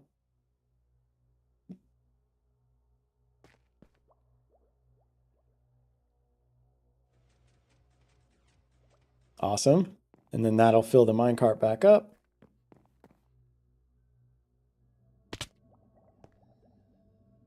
There it is, filling up that minecart right there, in theory. We should then see it come back to the second slice, and then we should be able to see it crafting some torches.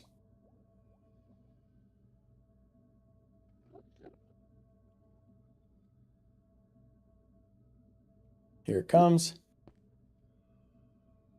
It's going to go back around and then come down this slice, hopefully. Here it is. Perfect. There it goes. And here we have... It's crafting torches. It's filling it up, but it's powering it just as fast. And here we go. Redstone torches coming in. Man, this is satisfying. This is just so cool. And so I can set up each of these slices to be any different item as long as all of the ingredients are in any of my 16 shulker boxes in the system. Then any single one of these slices will be able to craft any item made out of materials from the storage system. And I'm a little confused why this torch is off and slightly perturbed by that. What happened here?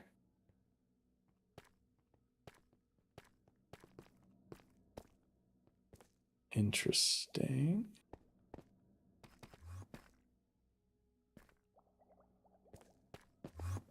Not sure what happened there, but it's probably fine. I'll just fix this, put this back here.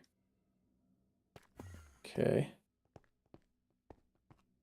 Cool. Awesome. Yeah, this is working. This is totally working.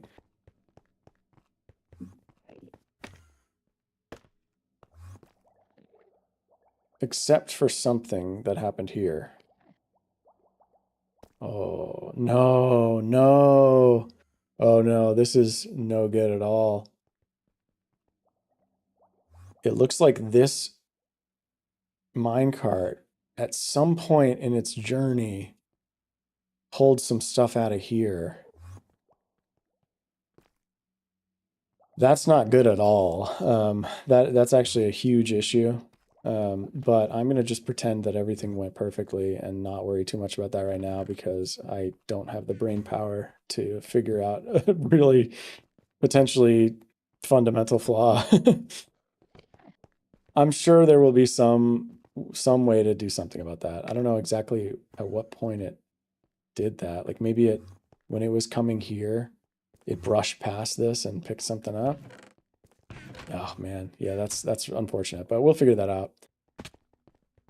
Anyway, that's the spaceship. That is the spaceship, and this is the proof of concept of the factory beneath the spaceship. It's obviously Still a lot more to do. I need to build, I only have 2 of these extractor units in right now. I need to build, 14 more of them.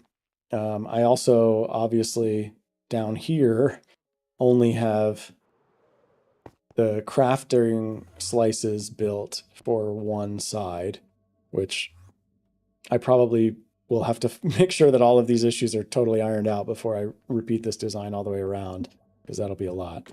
But yeah, there's the crafting slices here, and then this minecart separator here, which is a jumble of rails, but basically just means that when a minecart comes out here, it will go back into that same slot when it comes back eventually, which was a challenge to make it one-way tileable. But yeah, here it is. There's the spaceship. There is the factory, and hopefully you can see the potential. I think I am Minecrafted out at the moment. I'm going to play a couple games of Marvel Snap just for fun. So let's do that. I guess I will switch over there.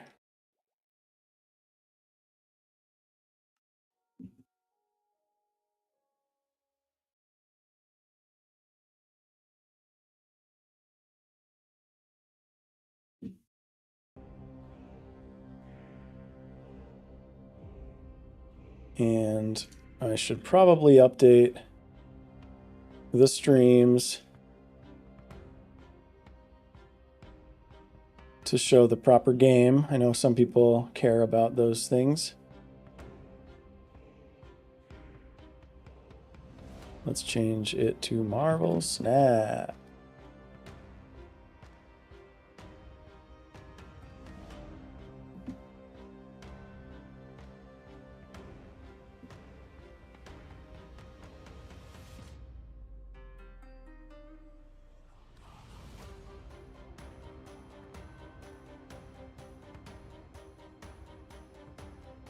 All right, here we go.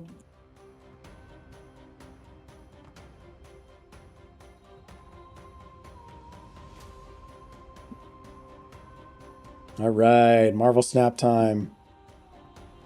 We are playing The War of the Nine Realms is the season. And I'm playing a deck that I have affectionately named Shield Tur. The star of the show is Surtur.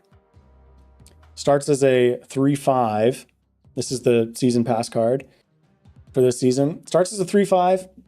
Whenever you play a card with 10 or more power, it gains 3 power. So the point of this deck, the goal, is get Surtur out, play a bunch of big things, like Blob, for instance, or Eliath, or Arrow, or random other things that I might get from Nick Fury, who gives 3 random 6 cards, or Valentina, who gives a random 6 card, though it does reduce the power, so not flawless. But then I'm also playing Arishem. So that means we get 15 random cards shuffled into the deck in addition to the cards that are in my deck, and I get 1+1 max energy. So that combined with Quinjet allows me to pay even less for cards that didn't start in my deck from Arishem. Cable steals a card from the opponent's deck, which can be good with Quinjet as well. Coulson adds more random cards to my hand that will be cheaper because of Quinjet. You can see the shield theme here. Shang-Chi, so that if they try to get out any big 10 plus powers, I can destroy them. Mockingbird, another shield agent. I'm actually rewatching Agents of Shield right now, and I'm in season 2, and this character is a big player, so it's fun to be playing this deck. But she gets a lot cheaper for cards that didn't start in my deck, so by the end, I can usually play her for like 0 cost and get a 9 out, which can be huge. So here we go. Let's give it a shot.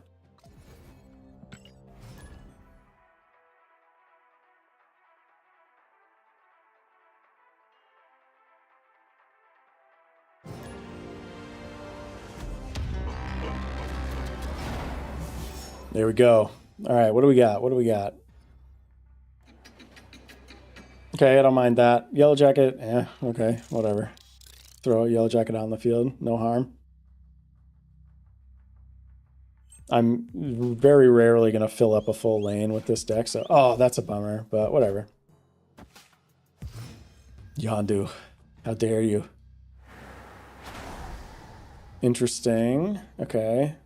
Maybe I'll find something interesting to do with that.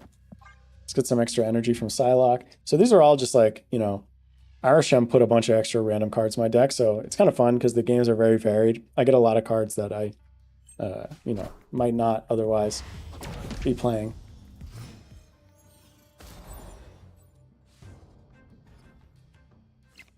Cool. So I think I'll pop Blink out because Blink will then swap Psylocke out for something else, which could be fun. So let's do that.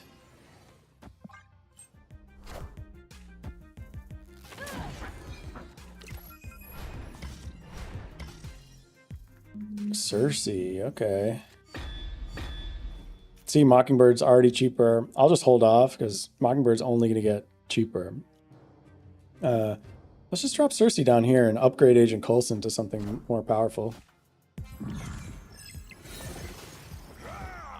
All right, useless. I don't think I'm playing any 1 cards or 1 costs in this deck, but whatever. Okay, so they're trying to do something with Wong here. Could be bad, but we'll see what happens. What does Athena do? I always forget. Okay, 2 cards. All right, I guess I'll do that. Let's drop a Nick Fury and we'll drop Athena. And then we're going to get another card from my hand out because of Grand Central. Squad's still a little light. Oh, okay. Yeah, so Black Panther's getting huge. I have to imagine... Yeah, I don't know exactly what the plan is, what their plan is. Maybe drop the Living Tribunal? But like, just Odin will do nothing, so I don't really know what the point of that is. Can I get out enough power here? Honestly, yes, because I have Mockingbird and... Thanos, I guess? Let's just drop Thanos down. Why not? And then Athena will activate too. Zola. Oh, I should have known. Yeah, well, there goes that game. That's a good strategy. Because Zola in Wong, it'll always either send, you know, it'll send Black Panther no matter what. Cool. Yeah, that was a fun deck to play against. I'm okay with that loss.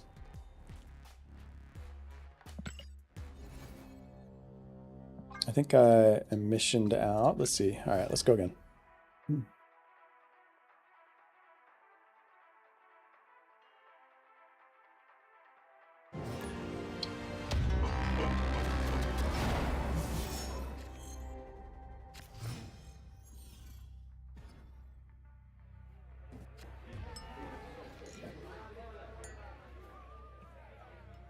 All right. Barth No Name will be interesting. I don't really know what to do with that. I'll just wait and see if they play anything there, I guess. And they did? Why? I don't know. Are they planning? I wonder if they're planning to, like... So far, this is looking pretty good for me.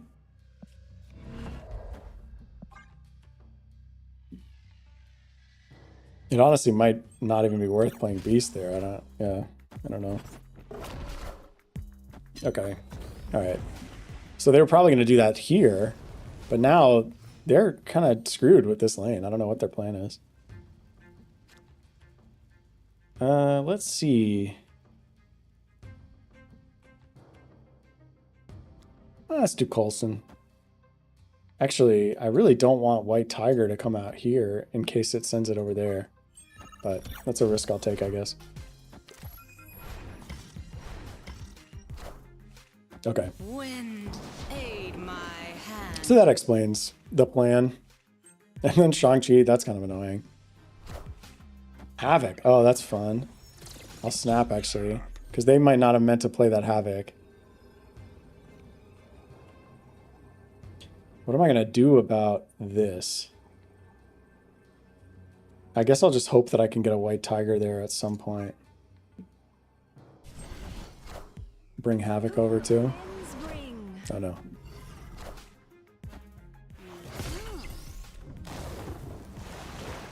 Because if I can fill up a lane and then do white tiger, it'll guarantee that that goes there. That would be pretty fun play, actually.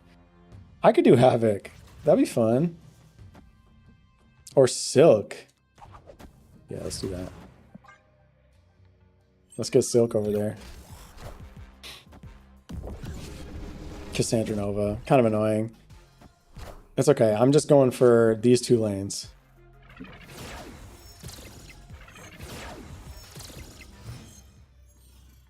And I'm going to do that with White Tiger as my final move, probably. Which means I need to do something like this. Let's just hope, I'll just hope I get enough power here, which I might not, honestly. Yeah, this this might not be a great strategy. I might be kind of screwed.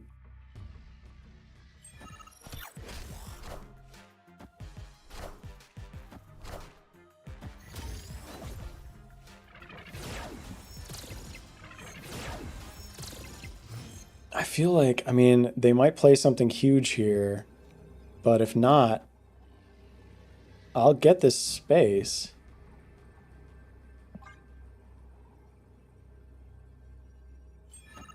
What's gonna be? Not even big. Okay. Easy peasy. Boom. Good game. Victory.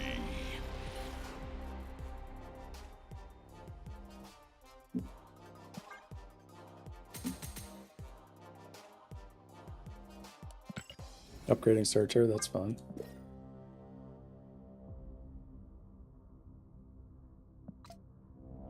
Let's do it again.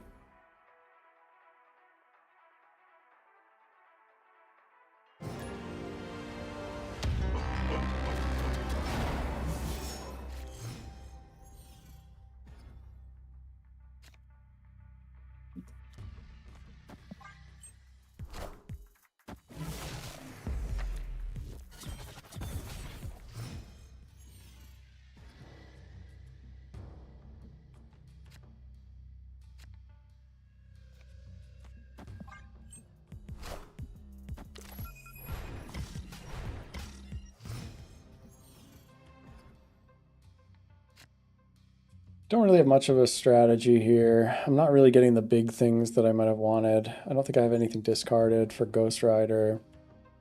Not really getting the draws that I want, but that's okay.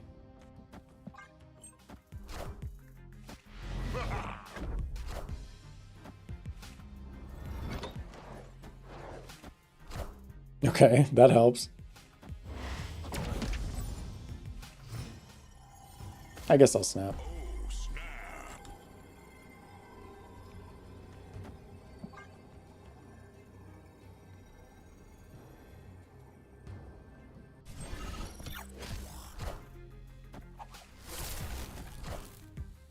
Wind, aid my hand.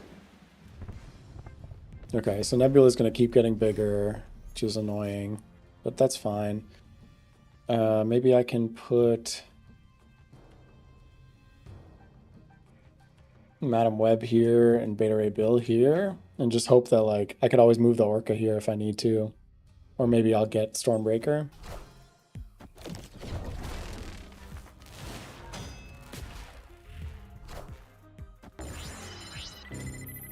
Okay, so normally I would think that Legion was coming, but it's the last turn, so I don't really know what's going to happen here.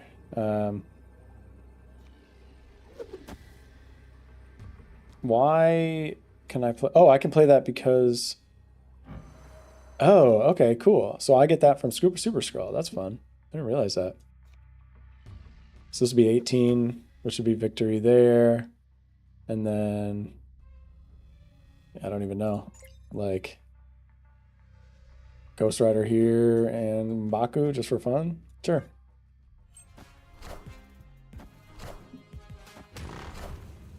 Hello, Soul Good job.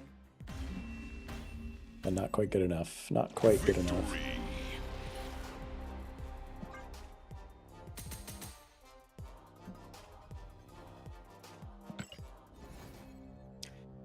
All right. It's been over 2 hours. I think I'm streamed out. Thanks so much for everyone who joined. We'll be doing this more. So thanks for joining. I hope you have a great Saturday evening. I'm about to go have a fun Saturday evening as well. And see you next time. See ya.